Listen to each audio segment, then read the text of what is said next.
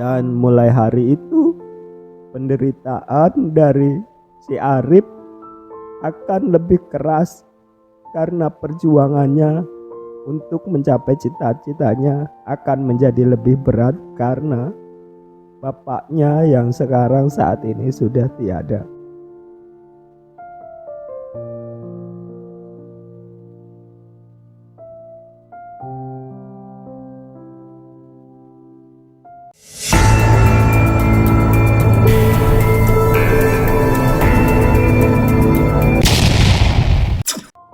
Assalamualaikum warahmatullahi wabarakatuh. Selamat datang di channel ini. Pada video kali ini saya akan menceritakan sebuah kisah pilu yang dialami oleh seorang bocah kecil yang kehilangan sosok bapaknya akibat bapaknya ini menjalankan perang teluh atau perang santet dengan musuhnya. Nah, musuhnya ini berhasil dikalahkan oleh bapaknya, kemudian meninggal dunia, dan akhirnya keluarga dari musuhnya yang tewas ini balas dendam kembali kepada bapaknya si bocah ini dan meneluh kembali hingga mengakibatkan bapak si bocah ini meninggal dunia. Seperti apa keseruan ceritanya? Langsung saja kita simak ceritanya. Arif adalah seorang bocah yang berumur 6 tahun. Dia ini tinggal di salah satu kabupaten di Jawa Barat. Dan kejadian ini terjadi sekitar tahun 70-an yang lalu. Dan pada waktu itu ilmu klinik itu memang sangat kental sekali berada di sekitaran masyarakat.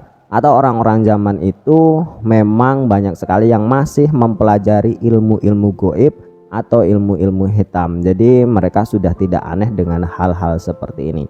Arif ini tinggal bersama kedua orang tuanya dan 3 saudara perempuannya. Bapaknya bernama Pak Odang ini sudah menikah hingga 18 kali, dan dari hasil pernikahan yang terdahulu dia memiliki 2 orang anak yang bernama Rosi dan Desi. Dan dari ibunya, Ibu Enti, ini juga sudah menikah 8 kali dan memiliki anak perempuan juga yang bernama Eci. Jadi dari pernikahan mereka berdua lahirlah si Arif ini yang sekarang sudah berusia 6 tahun. Dan Pak Odang ini terkenal dengan kesaktiannya. Beliau ini bisa mematahkan besi linggis dengan kekuatan kedua tangannya. Dengan sekali bengkok linggis itu bisa patah. Yang kedua, Pak Odang ini bisa masuk ke dalam celah lubang meskipun lubang itu hanya sebesar jarum. Dia ini bisa masuk dan menyelinap di sana. Dan yang ketiga, Pak Odang ini bisa lari secepat angin. Itulah kesaktian Pak Odang yang terkenal di masyarakat. Selain dia juga memiliki ilmu kanuragan goib untuk meneluh dan menyantet orang lain.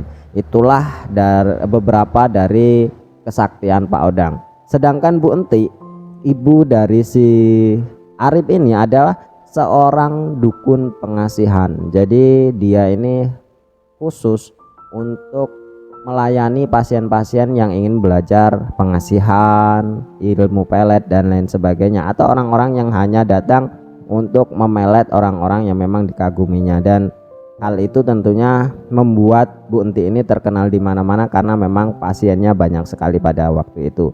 Nah, suatu hari terdengarlah suara antara Pak Odang ini dengan Bu Enti bertengkar hebat.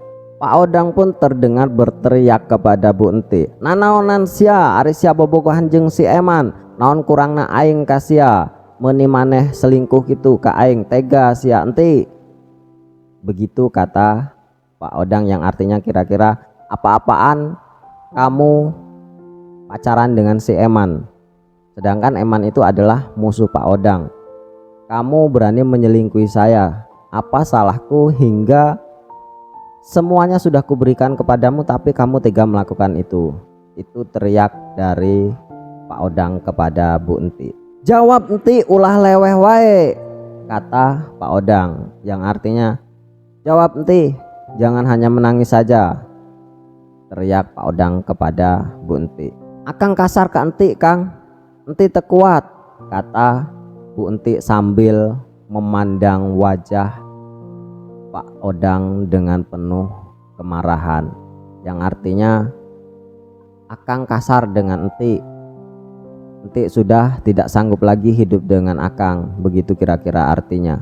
Ari teu kuat mah ngomong, lain selingkuh. Itu hardik dari Pak Odang kepada Bu Entik. Kalau memang sudah tak sanggup, katanya, bicara, jangan malah selingkuh.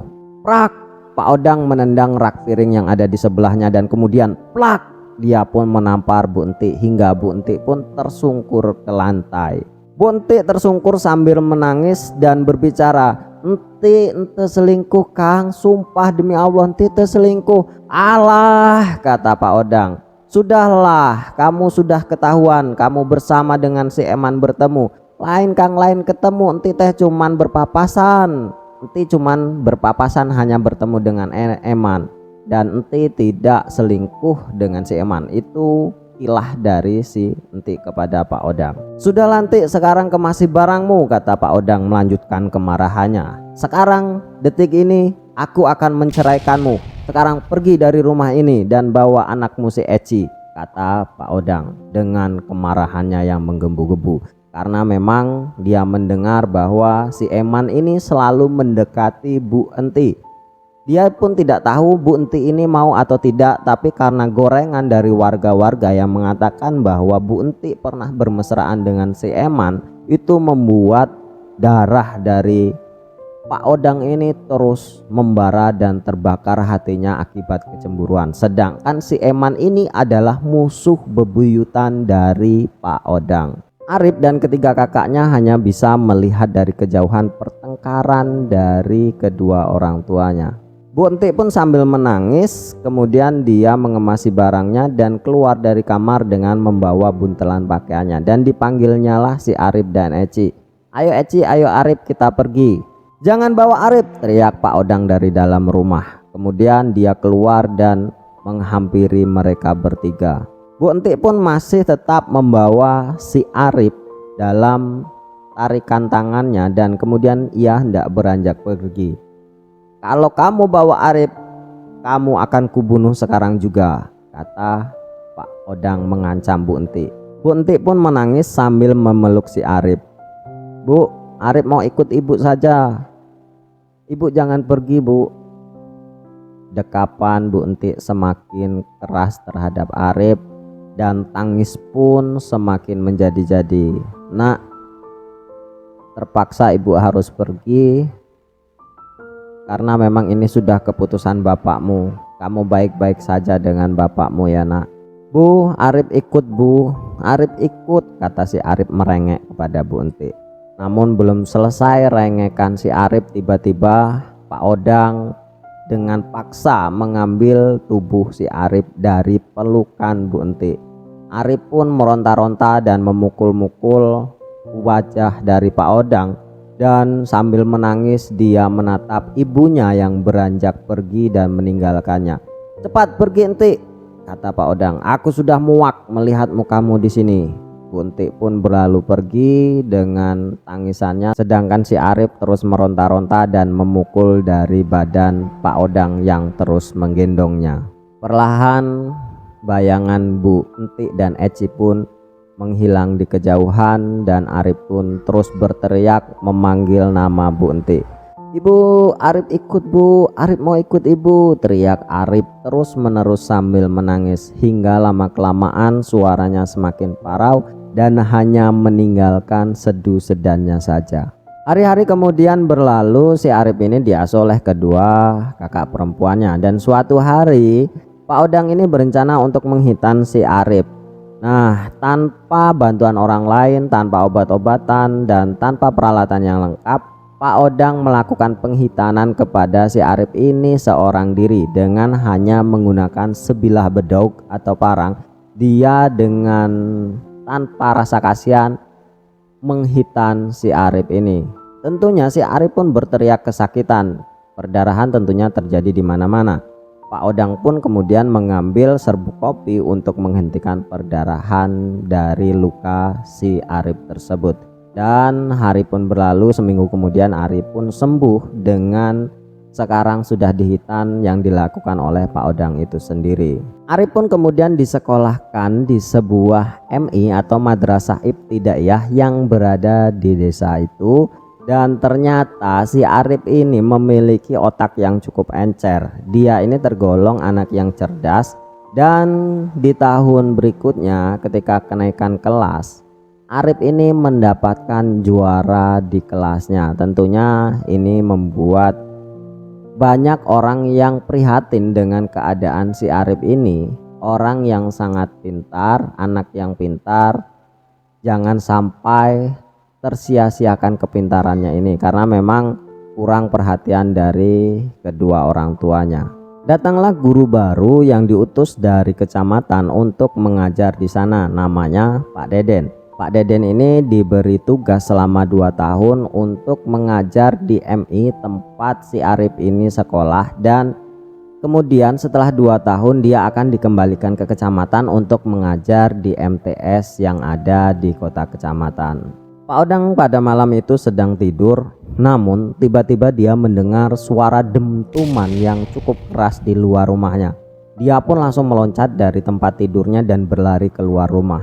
Setelah dilihatnya, ternyata di atas rumahnya itu terdapat bola api yang sedang berputar-putar mengelilingi rumahnya.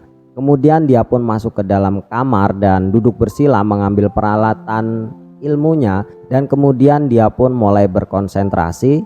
Dan sesaat kemudian dia pun berteriak, "Ah!"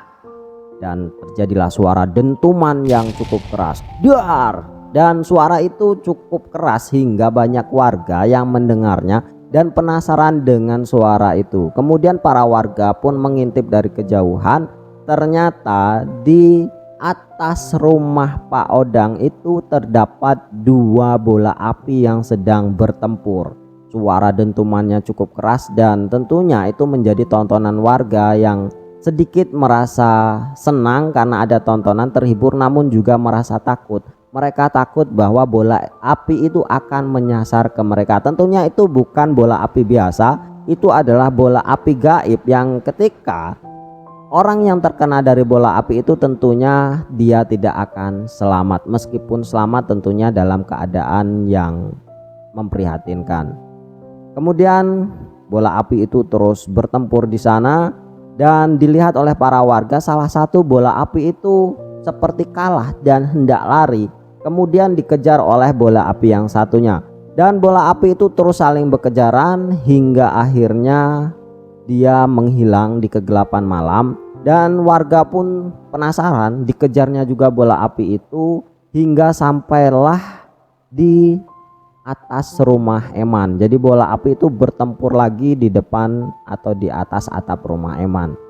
Suara dentuman begitu besar, semakin banyak warga yang melihat kejadian tersebut.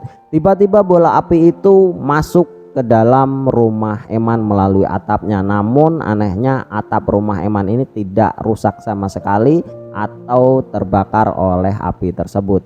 Setelah api itu masuk, tiba-tiba terdengar suara pekian orang dari dalam rumah Eman. Ah, seperti itu, lalu disusul oleh suara perempuan yang berteriak, "Akang!"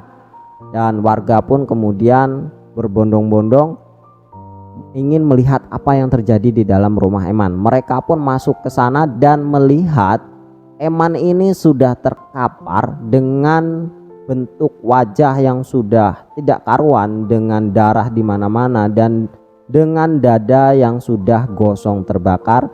Dia ini terkapar di pangkuan Ceidah, istrinya Eman itu. Kemudian Ceidah pun menangis sambil memeluk kepala Pak Eman. "Kang, Akang!" Kemudian Pak Eman pun berbisik kepada Idah, "Idah, jangan lupa balaskan dendamku." Itu kata Eman kepada Idah. Kemudian Eman pun kejang dan akhirnya terjatuh lemas di pangkuan Ceidah dengan kondisi mata yang melotot. Para warga yang melihat itu langsung menolong Eman dan mengangkatnya, memindahkannya ke pembaringan, kemudian menutup matanya yang sedang melotot. dan kemudian menyilangkan tangannya di dadanya. Keesokan harinya berita ini pun menyebar ke penjuru kecamatan atau di daerah sekitar atau desa-desa sekitarnya bahwa Eman, si dukun sakti ini tewas akibat perang teluh dengan Pak Odang. Sedangkan Pak Odang ini bukan dukun yang buka praktek, dia hanya memiliki kesaktian biasa. Mungkin karena Eman ini merasa tersaingi atau merasa tersinggung karena orang-orang ini mengeluh-elukan Pak Odang ini yang memang sakti luar biasa, dan akhirnya dia pun secara goib menyerang Pak Odang ini dengan ilmu teluhnya, namun akibatnya malah dia yang dikalahkan oleh Pak Odang hingga tewas. Dan kejadian ini pun terdengar ke Pak Deden yang seorang guru agama tadi, dan dia pun tahu bahwa Pak Odang ini adalah ayah atau bapak dari si Arif, murid pintar kesayangannya di sekolah MI itu. 2 tahun berlalu, tugas Pak Deden mengajar di MI itu pun selesai dan dia pun akhirnya ditarik kembali ke kecamatan untuk mengajar di salah satu MTS yang ada di kecamatan. Dan Pak Deden pun berpikir bahwa Arif adalah anak yang pintar, namun alangkah sayangnya kalau Arif ini suatu saat tidak bisa melanjutkan ke jenjang pendidikan yang tinggi. Kemudian Pak Deden pun berencana untuk mengadopsi Arif ini untuk dibawanya ke kecamatan, dan dia berniat untuk menyekolahkannya hingga ke jenjang madrasah aliyah. Dan tentunya niat baik ini kemudian diutarakan kepada Pak Odang. Dia pun mendatangi Pak Odang dan menjelaskan maksud tujuannya, yaitu ingin mengangkat Arif ini menjadi anaknya, dan dia berjanji untuk menyekolahkannya hingga nanti ke jenjang madrasah aliyah. Dan tentunya Pak Odang pun awalnya tidak setuju dan tidak merestui. Dia tidak mau anaknya itu jauh dari dirinya, dan dia inginkan memang si Arif ini berada di sisinya terus. Namun penjelasan Pak Deden meyakinkan bahwa memang Arif ini adalah anak yang pintar, yang sayang sekali kalau nanti suatu saat dia putus sekolah, karena jarang sekali anak-anak yang pintar ini, dan anak pintar seperti ini harus difasilitasi jangan sampai dia itu putus sekolah. Dengan penjelasan-penjelasan yang masuk akal dan akhirnya membuat Pak Odang ini luluh dan mengizinkan si Arif ini untuk ikut kepada Pak Deden ini untuk dibawa ke kecamatan untuk disekolahkan dia. Awalnya Arif pun enggan karena dia tidak mau berpisah dengan bapaknya. Dia masih ingin tetap sekolah di MI ini dan dia tidak mau ikut dengan Pak Deden. Namun Pak Odang meyakinkan Arif bahwa tidak apa-apa ikut dengan Pak Deden, dia akan disekolahkan hingga tinggi, dan dia berharap nanti Arif pun bisa menjadi anak yang pintar dan anak yang memang memiliki nasib yang lebih baik darinya. Arif pun masih merengek dan tidak mau. Akhirnya Pak Odang pun membentak Arif, dan akhirnya dengan terpaksa Arif pun ikut dengan Pak Deden. Setelah bekal untuk berangkat selesai, Arif pun kemudian berpamitan dengan bapaknya untuk pergi ikut dengan Pak Deden ke kecamatan. Sebelum mereka pergi, Arif memeluk Pak Deden dengan erat dan dia mengatakan bahwa sebenarnya dia tidak mau pergi. Namun Pak Odang mendorong si Arif untuk segera mengikuti Pak Deden pergi ke kecamatan. Akhirnya Arif pun pergi dengan isak tangis yang semakin menjadi-jadi, dan Pak Odang pun hanya melihat anaknya berlalu pergi bersama Pak Deden dengan hati yang pilu juga. Dia pun teringat dengan permintaan terakhir dari Arif sebelum dia pergi. Dia berkata, "Pak, jangan lupa sering jenguk Arif di sana, Pak." Dan Pak Odang pun akhirnya menjawab setelah Arif itu pergi, dan dia berjanji, "Ya Arif, Bapak akan selalu menjengukmu," kata Pak Arif. Kemudian dia beranjak pergi dan masuk ke dalam rumah. Arif pun kemudian disekolahkan oleh Pak Deden di sebuah SD yang berada di kecamatan, dan ternyata Pak Deden ini sudah memiliki 3 orang anak. Yang pertama bernama Rais, usianya itu 1 tahun di bawah dari Arif ini, laki-laki, dan kemudian adiknya ini perempuan bernama Siti yang berusia 2 tahun di bawah dari Rais tadi, dan satu lagi Ali, ini masih balita usia 2 tahun. Dan tentunya Ibu Nur ini adalah istri dari Pak Deden, awalnya tidak menerima dari kehadiran si Arif ini. Dan dia pun berkata kepada Pak Deden, anak kita ini sudah banyak Pak, sudah 3, bagaimana kita menghidupi 1 orang anak lagi? Atau jangan-jangan Bapak ini bawa anak dari hasil selingkuhan Bapak dari istri Bapak yang ada di gunung ya? Kata Bu Nur kepada Pak Deden. Namun Pak Deden pun akhirnya menjelaskan bahwa si Arif ini adalah anak dari Pak Odang yang memang kebetulan sangat pintar di sekolahnya dan sayang kalau ditinggalkan karena Arif ini memang kurang perhatian dari keluarganya. Akhirnya Bu Nur pun dengan terpaksa menerima Arif di keluarganya, dan tentunya dengan keterpaksaan ini nanti akan berujung bahwa kasih sayang dari Bu Nur ini tidak akan bisa didapatkan oleh si Arif karena memang awalnya kebencian itu memang sudah tertanam di hati Bu Nur. Hari-hari berlalu dilalui Arif ikut keluarga Pak Deden ini, dan hari-hari Arif ini tidak seindah dengan apa yang dijanjikan dahulu.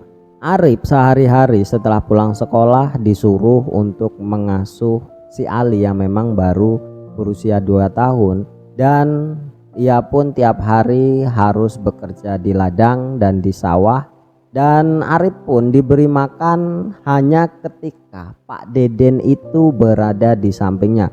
Kalau Pak Deden sedang pergi, Arif ini tidak pernah dikasih makan, bahkan pernah hingga 1 hari 1 malam si Arif ini tidak diberi makan sedikit pun oleh Ibu Nur.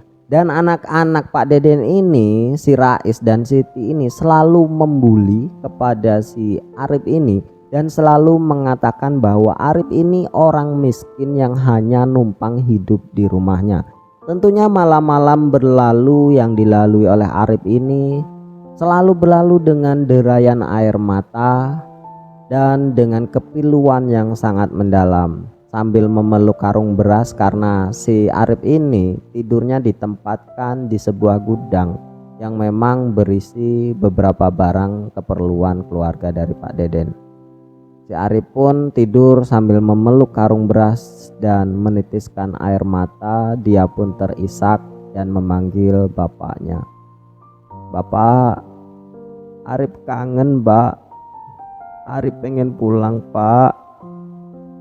Arif sudah nggak tahan Pak hidup di sini Pak. Arif mau pulang Pak, jemput Arif Pak. Rintih Arif sambil terus menangis memanggil bapaknya. Kerinduan yang terdalam dari hati si Arif ini terus meronta-ronta, mengiris-ngiris hatinya yang dibumbui dengan kebedihan-kebedihan yang dilakukan oleh keluarga Pak Deden terhadapnya. Anak yang masih berusia 10 tahun harus mengalami penderitaan dan pembulian seperti itu hanya karena ingin mencapai cita-citanya. Tangisan Arif, rintihan Arif terus terdengar setiap malam hingga dia tertidur dengan kepiluannya. Terkadang 2 bulan sekali Pak Odang menjenguk dari Arif dengan membawa oleh-oleh dari gunung berupa gula aren, kelapa, dan lain sebagainya hasil dari bumi pertanian yang ada di gunung. Namun Pak Arif ini tidak pernah menemui langsung si Arif.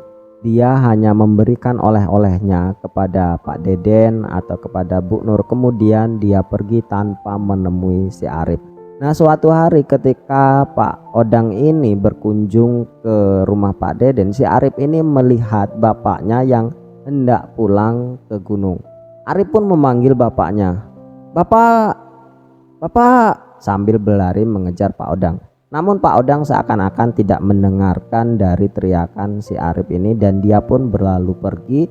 Arif terus mengejar Pak Odang dengan sekuat tenaganya, namun kecepatan Pak Odang ini sangat cepat sekali hingga dia tidak bisa menyusul Pak Odang, dan Pak Odang pun akhirnya hilang dari kejauhan. Arif pun berteriak, "Bapak, Bapak, Arif ingin ikut pulang Pak. Arif nggak tahan lagi di sini." Arif pun berteriak seperti itu sambil menangis. Pak Odang ternyata masih melihat si Arif dari kejauhan dan mendengar teriakan si Arif, dengan titisan air mata. Kemudian dengan hati yang pilu, Odang pun kembali ke gunung dan Arip pun kembali ke rumah Pak Deden dengan sayatan hati yang sangat perih. Hari itu Pak Odang sedang bekerja di sawah dan setelah tengah hari dia pun istirahat dan makan siang. Setelah makan siang dia pun duduk di bawah sebuah pohon aren dan tiba-tiba ada satu ranting yang jatuh menimpa Pak Odang. Dan tentunya ranting itu tidak terlalu besar, namun membuat Pak Odang ini jatuh terkapar dan tidak bisa bangkit lagi. Dan warga yang melihatnya langsung menolong Pak Odang dan membopongnya hingga ke rumah. Dan Pak Odang pun ditanya oleh warga apa yang dirasakan oleh Pak Odang, dan Pak Odang pun berbisik karena memang sudah tidak bisa lagi berbicara lancar. Dia hanya berbisik, "Awas kau Idah, ini akibat perbuatanmu, aku akan membalasnya." Ternyata Idah, si istri dari Eman tadi, selama ini mempelajari ilmu teluh hanya untuk membalas dendam kepada Pak Odang yang kala itu memang sedang dalam tidak ada persiapan dan dalam keadaan yang lemah. Pak Odang pun dalam kondisi sekarat namun tidak kunjung meninggal dunia. Dia hanya terkapar di rumahnya, tidak bisa berbuat apa-apa, hanya bisa merintih, itu pun dengan suara yang lirih karena memang Pak Odang sudah tidak bisa lagi berbicara lancar dan tidak bisa lagi mengatakan apa-apa, hanya sepatah dua patah kata. Dan tentunya hal ini berlangsung hingga beberapa hari. Dan ketika hari yang ketujuh, dia memanggil nama Arip. "Arip, Arip, Arip." Dan itu pun didengar oleh keluarga Pak Odang dan warga sekitar yang berprasangka bahwa Pak Odang ini akan meninggal dunia ketika nanti Arip datang. Akhirnya Jajang, tetangga Pak Odang ini, berangkat ke kecamatan ke rumah Pak Deden untuk menjemput Arip. Sesampainya di rumah Pak Deden, dia menemui Arip dan mengatakan bahwa Pak Odang dalam keadaan yang sakit dan ingin bertemu dengan Arip. Arip pun sedikit gembira karena ia akan segera pulang, namun juga hatinya sedih karena mendengar bapaknya sedang dalam kondisi yang sakit. Kemudian Arip pun berkemas untuk pergi ke gunung dengan si Jajang ini. Sesampainya di gunung sekitar pukul 9 malam, karena perjalanan dari kecamatan ke desanya si Arip ini membutuhkan waktu yang cukup lama, sekitar 8 jam perjalanan, dan pada waktu itu sudah pukul 9 malam. Sesampainya di depan rumah, Arip pun langsung berlari menuju ranjang bapaknya. "Bapak, Bapak!" Dia pun memeluk Pak Odang sambil menangis dan meraih tangan Pak Odang. Lalu dia pun berkata, "Bapak, Arip sudah ada di sini, Pak. Sembuh, Pak. Arip sudah di sini." Pak Odang pun kemudian meraih kepala si Arip dan mengusapnya. Lalu dia berkata, "Rip, kamu harus menjadi anak yang pintar, kamu harus menjadi anak yang soleh, kamu harus menjadi dan lebih baik, jangan seperti bapakmu ini," kata Pak Odang pada Arip. "Papa, Arip akan di sini, Pak. Arip nggak akan balik lagi ke sekolah, Pak. Arip mau nemenin Bapak di sini saja," kata si Arip kepada Pak Odang. Lalu Pak Odang pun berkata kepada Arip, "Arip, kamu harus tetap sekolah, kamu harus janji sama Bapak, kamu harus tetap terus sekolah, jangan sampai kamu menjadi orang bodoh seperti Bapak." Arip pun mengangguk sambil menangis. "Iya, Pak, Arip janji akan terus sekolah." "Kalau begitu Rip, lanjutkan cita-citamu. Bapak hanya bisa mendoakan." "Bapak janji, Pak, ya. Bapak harus terus menjenguk Arip, Pak. Bapak jangan tidak menjenguk Arip ya, Pak." "Ki Arif, Bapak akan terus menjengukmu setiap saat," kata Pak Odang sambil membelai kepala si Arif, dan kemudian tangan Pak Odang pun terjatuh di pangkuan Arif dan Pak Odang menghembuskan nafas terakhirnya. "Bapak, Bapak," kata Arif.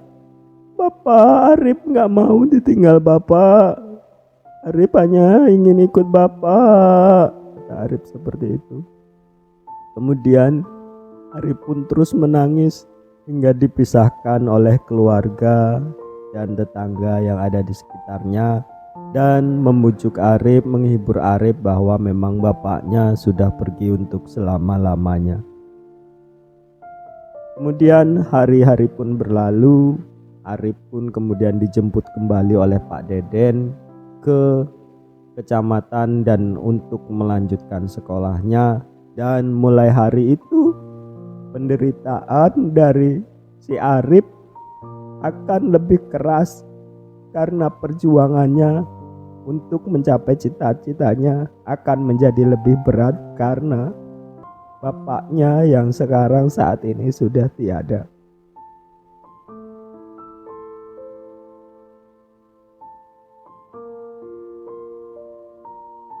Baiklah teman-teman, mungkin inilah kisah dari nasib pilu si Arif yang memang semoga bisa kita ambil pelajaran di sana, bahwa untuk mencapai cita-cita yang kita inginkan memang kita memerlukan perjuangan yang cukup keras. Terima kasih atas segala atensinya. Wassalamualaikum warahmatullahi wabarakatuh. Sampai jumpa di cerita selanjutnya.